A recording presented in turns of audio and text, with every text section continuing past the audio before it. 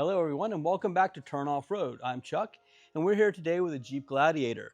We're going to show you guys how to assemble and install our rock sliders. This process also works with our rock slider / step. They're the same components except for you have a step portion added to the top. All right, so what we need to do before we go ahead and put these on is do a little bit of pre-assembly and kind of figure out which slider goes to which side. So I'm going to go over the different components that you get and how to decide which one goes on which side. So the first thing we need to do is kind of look at where our mounting pads are. You'll notice that I have these set up for the correct side of the vehicle. This being my passenger side, this is my passenger step, and this is my driver's side step. You'll notice that the brackets are mounted close to the front of the steps. So if you want to know which slider goes to which side, just look and see which one has the mounting tabs farthest forward, and that will let you know. For the pieces that you need to pre-assemble, the longer ones go in the rear, medium in the center, and shortest goes in the front. So once you've figured that out, you can go through and pre-assemble. A couple of key elements to kind of pay attention to know which side is which. For the passenger side and the driver's side front bracket, the passenger side is going to have the extra ear, the driver's side will not. For your center brackets, all you have to do is notice that the mounting holes here go toward the front of the vehicle, and then on your rear, they go toward the rear of the vehicle. That should simplify things for putting these together and pre-assembling them. So the next step we're going to do is we're going to go ahead and come over here, go ahead and start putting them all together and get them ready to go into the vehicle. All right, so for pre-assembly, you're going to go ahead and grab this big bag, and you'll have 30 of these bolts that require a 15mm socket or wrench to install. And there's going to be 5 of them in each one of your support brackets. They're simple and easy to put on. We'll just slide them over. Start one on the top here. And then we'll take 2 more on each side.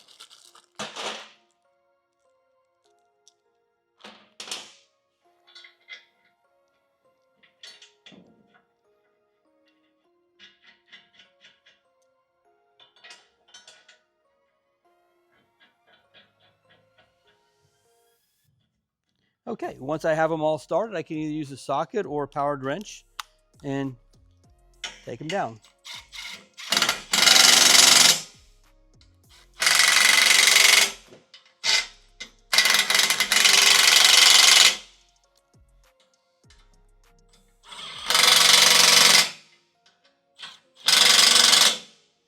And it's as easy as that. 5 bolts and you're done.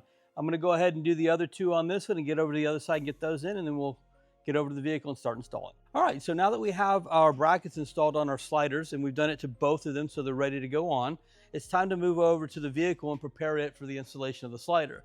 On some models, you will have a factory installed slider. We're going to go ahead and remove that, and we'll need a 13mm and a 10mm to remove the fasteners holding that to the vehicle. Once that's out of the way, we can go ahead and install the Turn Off-Road slider. All right, with the factory slider removed, we're going to go ahead and prep for installation of the Turn Off-Road slider. What we need to do is loosen up the 3 fasteners at the front of the skid plate for the fuel tank and completely remove the one in the rear. Then we have 2 cross members here that we're going to go ahead and remove the bolts holding those in place. And then there is a nut right here. We're going to go ahead and take that off so that this will set down so we can get our brackets underneath those. So the 3 we need to remove is the back one for the skid plate and the 2 in the center of the crossbars. So we're going to go ahead and do that and get ready to put the sliders on. All right, now that we're down at an easier level to work at, you may need a pry bar to pull down the skid plate for your fuel tank to get that back bracket underneath the skid plate. So I'm going to grab some help, get that slider on here, and see if we can line it up.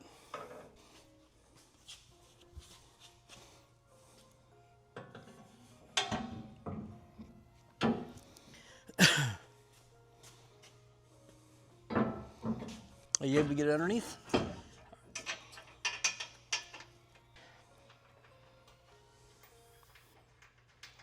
All right, with our slider temporarily installed, we're going to lift the vehicle back up, mark, and then drill out where we're going to be tapping for the upper bolts to hold this in place. All right, so we've marked our hole locations for the rear and center brackets.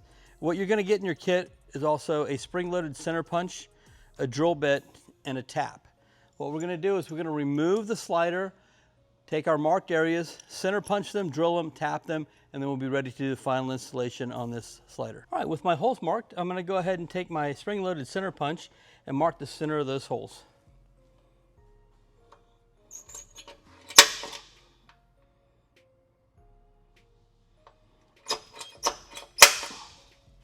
All right, and that center punch is just so that my drill bit doesn't drift around as I'm drilling. So I'm gonna go get my drill bit and start drilling my holes. Okay, with my center punched holes, I'm gonna take this applied drill bit and drill through the frame.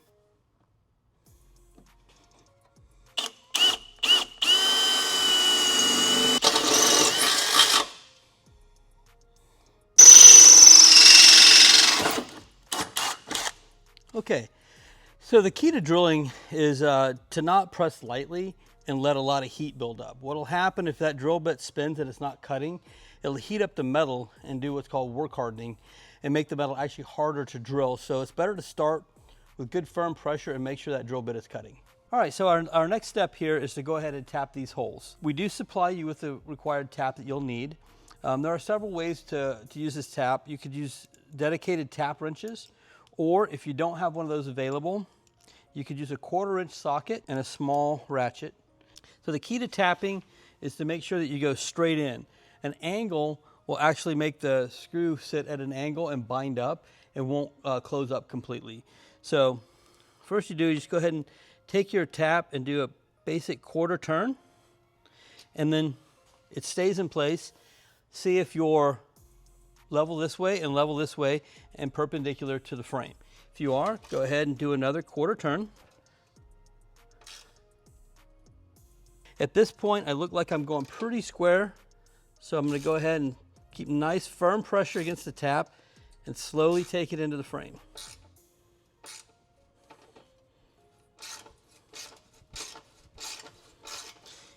And you want to make sure you take the tap at least halfway through its length. That way you make sure you're in the full size of the threads.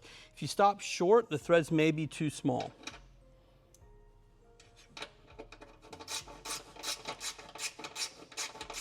So now what I'm going to do, I'm going to go ahead and pull this tap out, and I'm going to grab one of the screws that go in here.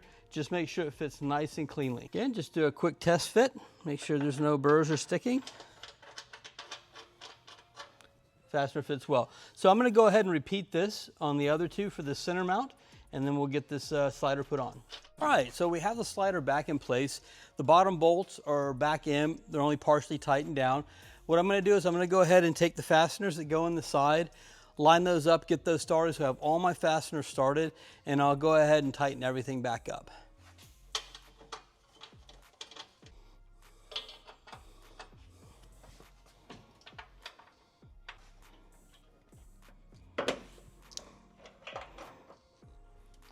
All right, so now that I have all of my fasteners in, it's always a good idea to do that. Put all your fasteners in first loosely and then tighten them all down. That way you don't have to fight lining things up.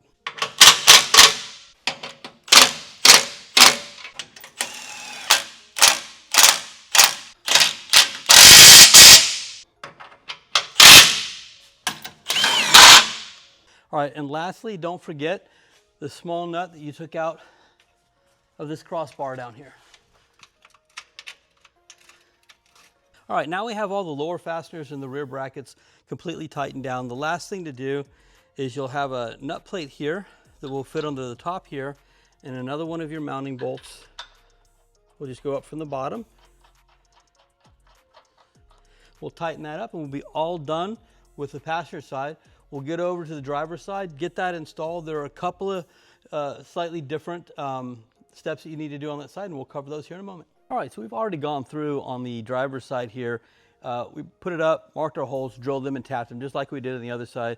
There are a couple of differences between the passenger and driver's side. The first one being in the front here, there's one more hole that you need to drill and tap, and you won't have that flange back here to bolt to. And then up above here, the second hole, we provide you with a flag nut that we're going to snake down through this hole, line it up here, and put the fastener in the top hole. And then we'll come back and tighten that down once we get the back one in. So now the final fastener for the driver's side is the bottom one on the rear. We don't have a skid plate on this side bolted in, so we're gonna have to use a hole that's pre-existing in the bottom of the frame. Depending on your make, model, and year, you may have a threaded boss inside of this hole, which you would use to provide it M12 hardware and go ahead and bolt that up. In our particular application, we don't have that threaded boss, so we're gonna insert a flag nut through this hole, line it up, and then place our fastener up through the bottom.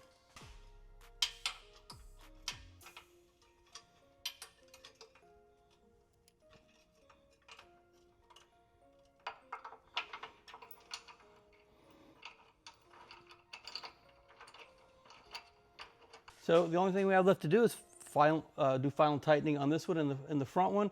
Then we'll get it off the lift to test them out. All right, and there we have it. We finally completed the installation of our rock sliders on this Jeep Gladiator. And what does that bring you? Well, that brings you a nice, strong, durable rock slider that will support the weight of this vehicle. Not only that, it will protect your body, and it's not mounted to the pinch weld, it's mounted directly to the frame for extra strength. So when you're out there hitting the trails, you can ride with confidence knowing that your Jeep is protected. All right, so thank you guys again for joining us here for this installation, and we hope to see you again here at the Turn Garage.